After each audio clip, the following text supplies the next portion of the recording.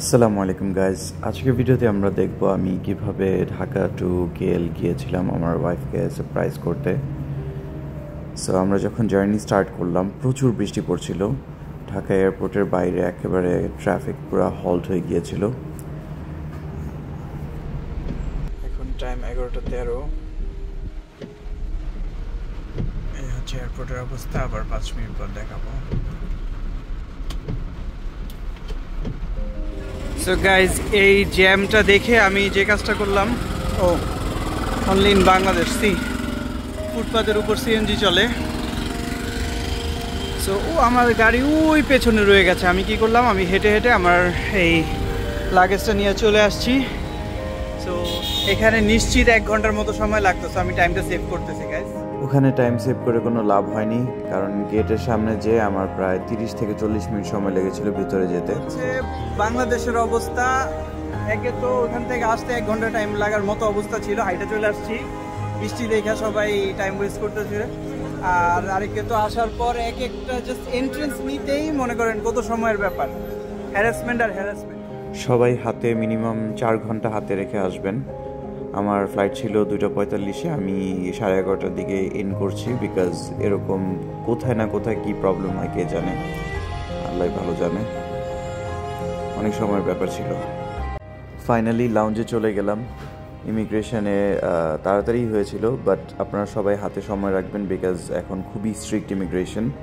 Because বাংলাদেশিরা যে আসে না, এই কারণে আমাদের প্রবলেম হচ্ছে সবার। সো আমি সবাইকে রিকোয়েস্ট করব, যারা দেশের বাইরে যাবেন কেউ ইলিগেলি থেকে যাবেন না, সবাই সব রুলস ফলো করবেন প্লিজ, না হলে নর্মাল ট্রাভেলারদের প্রবলেম হয়। এখন বাজতেছে প্রায় 5:30 বাংলাদেশ টাইমের। আমরা ফ্লাইটে উঠেছিলাম 2:45 বাজে, অ্যারাউন্ড 2 আওয়ার্সের মতো। এখন আমাদের হচ্ছে 2 আওয়ার্স 45 মিনিটসের মতো একটা ট্রানজিট আছে এই সুবর্ণভূমি ইন্টারন্যাশনাল এয়ারপোর্ট, যেটা থাইল্যান্ডে। তারপর আমরা আবার আমাদের যাত্রা করব, আপনাদেরকে দেখাচ্ছি।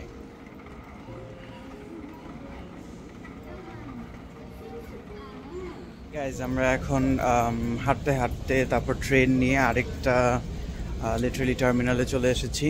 এখন বেসিক্যালি আমার ইয়েটা হচ্ছে S112, সো ওইখানে ছিল না, অনেক দূর আসতে হয়েছে হাঁটতে হাঁটতে, তারপর আবার এখানে আসছি। বাট খুবই সুন্দর, অনেক দোকানপাট। আপনারা যারা ট্রানজিট ফ্লাইট নেবেন সবসময় ট্রাই করবেন আপনার নেক্সট ফ্লাইটের যেই গেটটা সেখানে চলে যেতে আগেই, বিকজ অনেক সময় অন্য টার্মিনালেও গেট হয়ে থাকে, সো অনেক সময় হাতে রাখতে হয়। এখনও আরও 2 আওয়ার্স আছে, আই থিঙ্ক প্রবাবলি এটার জন্য পুরো খালি হয়ে আছে, কেউই নেই। আমাকে তো বললো 112-তে আসতে। সো এখন দেখি কিছুক্ষণ ওয়েট করি, একটু ঘোরাফেরা করি।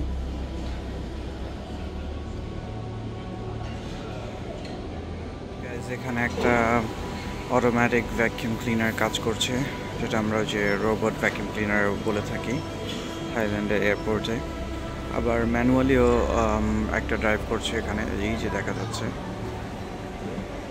আর ম্যাকডোনাল্ডসের অর্ডারিং প্রসেসটা দেখতেই পাচ্ছি। এখন বাজতেছে 8:42। আমরা এখন যাচ্ছি আমাদের কুয়ালালামপুরের জার্নির জন্য।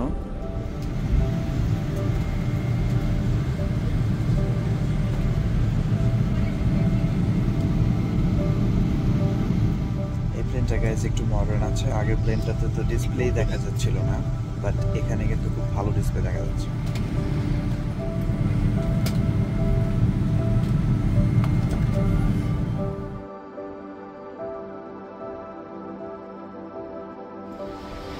গাইজ, আমি মালয়েশিয়া চলে এসেছি। আমি এখন এয়ারপোর্ট থেকে মাত্র বের হলাম। আমি গ্র্যাব কল করেছি। প্রথমে আমি সিম কার্ড কিনেছিলাম, তারপর সিম কার্ডের দাম নিয়েছে প্রায় 25 রিঙ্গিটের মতো। আর সিম কার্ডের পর হচ্ছে আমি সিম কার্ডের নেট সহ প্যাকেজ কিনেছি 40 জিবি 15 দিনের। তারপর আমি যে কাজটা করলাম, গ্র্যাবের অ্যাপটা ডাউনলোড করলাম, তারপর একটা গ্র্যাব কল করলাম আমার লোকেশন পর্যন্ত। আপনারা এই স্টেপটা ফলো করতে পারেন। সবাই লেভেল 1, আর এখানে হচ্ছে গেট নাম্বার 3 অথবা গেট নাম্বার 4, এই দুইটার মধ্যে যে কোনো একটাতে নামলেই হবে।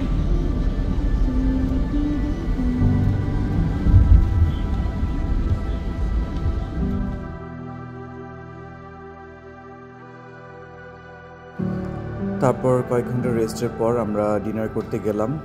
আমি ন্যান্ডোজের খাবার খেতেই এসেছি মালয়েশিয়ায়। দেন আমরা সানওয়ে মলে কিছুক্ষণ ঘোরাঘুরি করে আমরা বাসার দিকে রওনা দিলাম।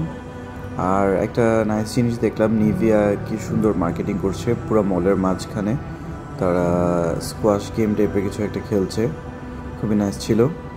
দেন আমরা মেইন এন্ট্রেন্সের দিকে চলে গেলাম, যেখানে আমাদের গ্র্যাব কল করেছি আমরা। সেখান থেকে আমরা আমাদের বাসার উদ্দেশ্যে চলে যাব। খুবই কাছে সানওয়ে মলটা, আমাদের অ্যাকোমোডেশনের লিটারেলি অপোজিটে। যেতে আমাদের 5-10 মিনিটসের মতন সময় লাগে, তাই এখানে বেশি দেখবেন আমাদেরকে। আজকের ভিডিওটা এখানেই শেষ করছি। নেক্সটে আরও কুয়ালালামপুরের মোমেন্টস দেখাবো। ভালো লাগলে লাইক দেবেন।